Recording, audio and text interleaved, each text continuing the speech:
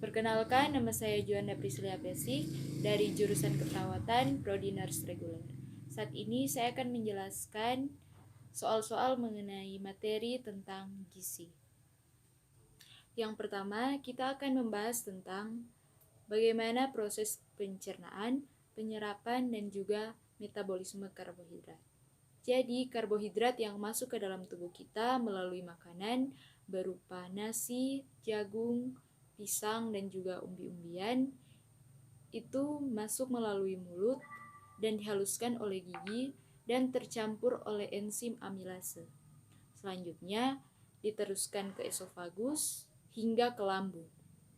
Di lambung tercampur oleh HCl atau asam lambung dan disekresi oleh sel lambung sehingga makanannya menjadi steril karena bakteri yang ada pada makanan telah dibunuh oleh asam lambung. Lalu membentuk kimus atau bubur cair. Selanjutnya, virulus lambung keluar melalui duodenum, jejunum, dan ileum. Selanjutnya terjadi penyerapan oleh usus halus dan dibawa oleh vena cava superior ke hepar atau hati. Selanjutnya di hepar terbentuk glukosa dan glukosa dibawa oleh pembuluh darah. Selanjutnya disebarkan ke seluruh tubuh. Soal yang kedua yaitu jelaskan perbedaan antara kolesterol baik dan juga kolesterol jahat. Kolesterol baik atau HDL yaitu lemak yang diserap masuk ke hepar dan tidak digunakan, itu kembali lagi ke hepar dan dialirkan ke seluruh tubuh. Sedangkan kolesterol jahat atau LDL atau FLDL atau juga bisa disebut trigliserida yaitu lemak yang tidak akan berbalik lagi ke hepar melainkan hanya menempel di dinding pembuluh darah. Nah, di dalam pembuluh darah itu terdapat nutrisi dan juga oksigen. Ketika FLDL masuk ke dalam lapisan pembuluh darah dan menempel dan terjadi penimbunan, dapat menyebabkan diameter pembuluh darah itu semakin mengecil. Jika terjadi secara terus-menerus, maka risiko yang akan terjadi yaitu terjadi penyumbatan di pembuluh darah yang disumbatkan oleh trombus. Soal yang ketiga yaitu jelaskan metabolisme karbohidrat pada keadaan defisiensi insulin. Pada keadaan defisiensi insulin, glikogen dan juga glukosa itu mengalami peningkatan. Sedangkan glikogenesis atau proses pembentukan glukosa itu menjadi menurun, yang mengakibatkan kadar gula dalam darah menjadi meningkat, atau disebut dengan hiperglikemia. Hiperglikemia ini terbagi atas dua, yaitu yang pertama, glikolisis sorbitol, yaitu penempelan gugus gula di dinding pembuluh darah. Hal ini menyebabkan terjadi kerusakan pada endotel pembuluh darah. Yang kedua yaitu glukosuria atau glukosa yang keluar dari urin yang menyebabkan tekanan osmotik di ginjal atau biasa disebut osmotik diuresis yang dapat menyebabkan dehidrasi hingga mengalami penurunan kesadaran.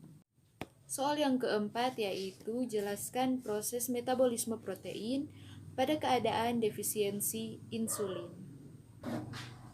Fungsi utama protein yaitu membentuk sel atau jaringan yang baru.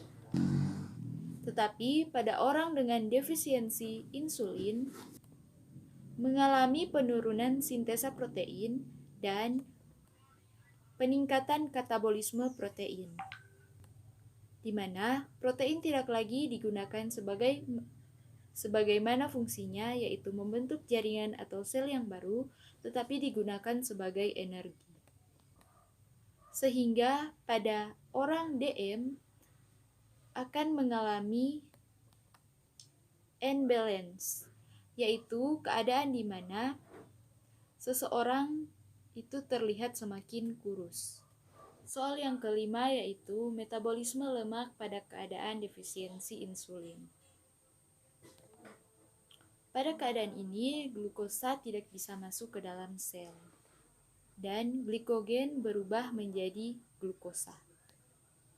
Ketika lemak dipecah menjadi glukosa, selanjutnya terpecah juga menjadi gliserol. Pada kondisi ini, gliserol mengalami peningkatan, di mana hormon insulin tidak mampu membawa ke sel. Selanjutnya terpecah juga menjadi FFA atau asam lemak bebas. FFA ini dipecah menjadi dua. Yang pertama, asetil CoA. Asetil CoA ini mengalami peningkatan sehingga memecah menjadi ketoasidosis atau asam. Hal ini dapat mengakibatkan penurunan kesadaran. Yang kedua yaitu memecah menjadi kolesterol, dan kolesterol ini mengalami peningkatan yang dapat menyebabkan penyempitan pembuluh darah, yaitu arteriosklerosis, dan ini jika terjadi di pembuluh darah jantung. Soal selanjutnya yaitu menjelaskan faktor terjadinya anemia. Yang pertama disebabkan karena perdarahan, kedua defisiensi, dan ketiga hemolistik. Penyebab pertama yaitu karena defisiensi zat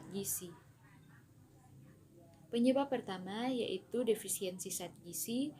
Baik zat gizi makro yang terdiri dari karbohidrat, protein, dan juga lemak, dan juga zat gizi mikro. Contohnya bisa juga karena kekurangan zat besi. Kekurangan zat besi yaitu terjadi penurunan jumlah sel darah merah yang sehat. Zat besi ini diperlukan oleh tubuh untuk menghasilkan komponen sel darah merah atau yang biasa kita kenal dengan hemoglobin. Fungsi dari hemoglobin ini yaitu membawa oksigen ke seluruh tubuh. Jadi fungsi dari zat besi yaitu sama dengan hemoglobin, yaitu menerobos membran dan membawa oksigen ke seluruh tubuh. Ada juga zat-zat yang tidak diperlukan oleh tubuh tetapi diproduksi oleh tubuh, itu dinamakan dengan non-esensial. Sedangkan zat-zat yang diperlukan oleh tubuh tetapi tidak bisa diproduksi oleh tubuh itu sendiri disebut dengan esensial. Ada juga kekurangan zinc yang dapat menyebabkan gangguan pembentukan hemoglobin. Selanjutnya, anemia yang disebabkan oleh perdarahan. Anemia ini dapat terjadi jika seseorang mengalami mimisan, batuk berdarah, BAB berdarah, gusi berdarah, dan juga menstruasi yang terjadi cukup lama.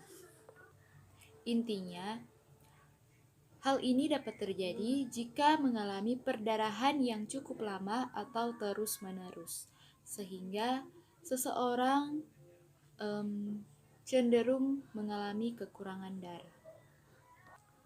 Atau yang saya bilang tadi yaitu anemia karena defisiensi besi. Selanjutnya, anemia karena hemolistik.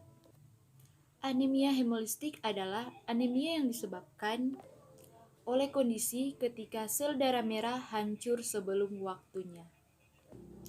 Faktor risiko atau faktor penyebab seseorang mengalami anemia hemolistik yaitu bisa jadi karena faktor genetik atau bayi baru lahir, memiliki riwayat penyakit autoimun, memiliki riwayat penyakit keluarga dengan talasemia, menerima transfusi darah, dan mengonsumsi obat-obatan.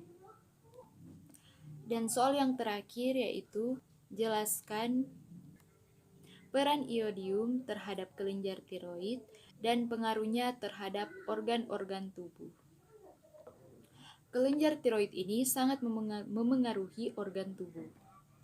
Kelenjar tiroid adalah penghasil hormon untuk mengatur metabolisme dalam tubuh, yaitu pertumbuhan beberapa fungsi organ tubuh berupa hormon tironin dan juga tiroksin.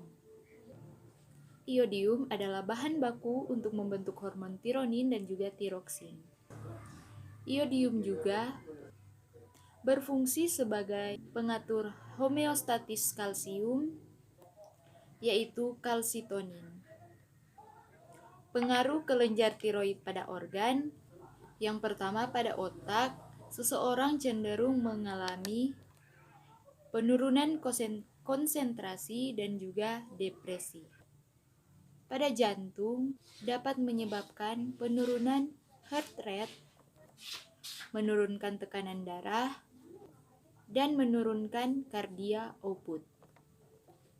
Pada ginjal dapat menurunkan fungsi ginjal yang menyebabkan penimbunan edema, penimbunan cairan atau yang biasa kita sebut dengan edema.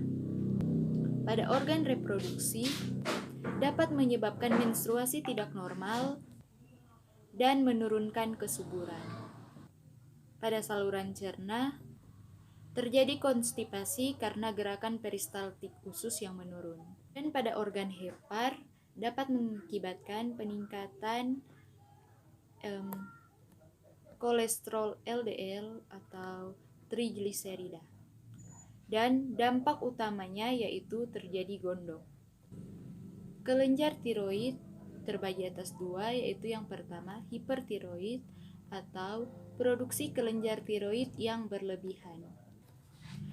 Tanda dan gejala yang bisa kita temukan pada orang yang menderita hipertiroid yaitu mengalami nervous atau gugup, mata melotot, gondok, iritabilitas, menstruasi tidak normal, mual muntah yang berlebihan, berat badan menurun, dan menurunkan kesuburan.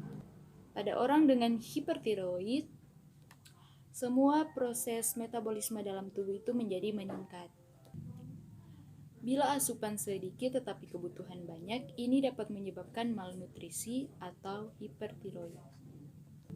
Pada orang hipertiroid, metabolisme nitrogen meningkat menyebabkan destruksi protein jaringan, di mana protein bukan lagi menjalankan fungsinya tetapi digunakan sebagai energi. Hal ini menyebabkan orang dengan hipertiroid cenderung kurus. Selanjutnya hipotiroid yaitu keadaan di mana kelenjar tiroid mengalami kekurangan. Orang hipertiroid ditandai dengan menurunnya fungsi tiroid, melemah otot, dan dapat terjadi obesitas. Umumnya hipertiroid lebih mengganggu organ kardio, reproduksi, dan juga otak. Ini yang menjadi penjelasan saya mengenai soal-soal tentang gizi. Sekian dan terima kasih.